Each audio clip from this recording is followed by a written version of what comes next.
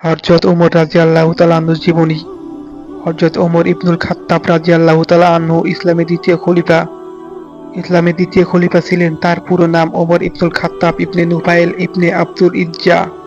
তিনি কুরাইশ বংশের আদি গোত্রের সদস্য ছিলেন। তার জন্ম তিনি 583 খ্রিস্টাব্দে মক্কায় জন্মগ্রহণ করেন। তার পিতা খাত্তাব ইবনে নুফাইল এবং মাতা ছিলেন হান্তামা বিনতে হিশাম।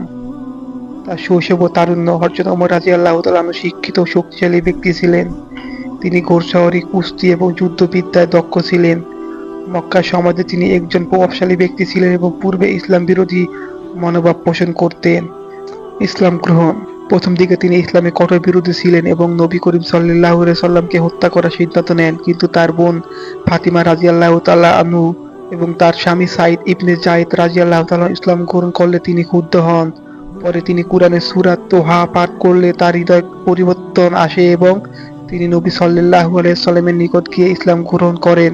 তার ইসলাম গ্রহণের ফলে মুসলমানরা মক্কায় প্রকাশ্যে ইবাদত করার সাহস পায়। খলিফা হওয়া। 634 খ্রিস্টাব্দে হযরত আবু বকর রাদিয়াল্লাহু তাআলা আনহু মৃত্যুবরণ করলে তিনি মুসলিম বিশ্বের দ্বিতীয় খলিফা হিসেবে দায়িত্ব গ্রহণ করেন। তার শাসনকাল 10 বছর স্থায়ী ছিল, 634 থেকে 644 খ্রিস্টাব্দ। শাসন ও বিজয়। হযরত ওমর রাদিয়াল্লাহু তাআলা আনহু ইসলামের ইতিহাসে অন্যতম সফল ও ন্যায়পরায়ণ শাসক ছিলেন। তার শাসনামলে ইসলামী সাম্রাজ্য ব্যাপকভাবে বিস্তৃত হয়। তিনি পারস্য, সিরিয়া, মিশর, ইরাক সহ বিশাল অঞ্চল জয় করেন। উল্লেখযোগ্য কাজ: 1. প্রশাসনিক কাঠামো প্রতিষ্ঠা। তিনি ইসলামী রাষ্ট্রের প্রশাসনিক কাঠামো গড়ে তোলেন। 2. কাজী বা বিচার ব্যবস্থা প্রবর্তন। তিনি প্রথমবারের মতো বিচার ব্যবস্থা চালু করেন। 3. হিজরি মাসের প্রবর্তন। তিনি ইসলামী ক্যালেন্ডার চালু করেন।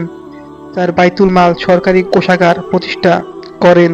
তিনি সরকারি অর্থ ব্যবস্থাপনার জন্য কোষাগার প্রতিষ্ঠা করেন। 5. নিরাপত্তা ব্যবস্থা ও সেনাবাহিনী গঠন। তিনি একটি সুগঠিত সেনাবাহিনী গঠন করেন এবং ইসলামী রাষ্ট্রের নিরাপত্তা নিশ্চিত করেন। শহীদ হওয়া।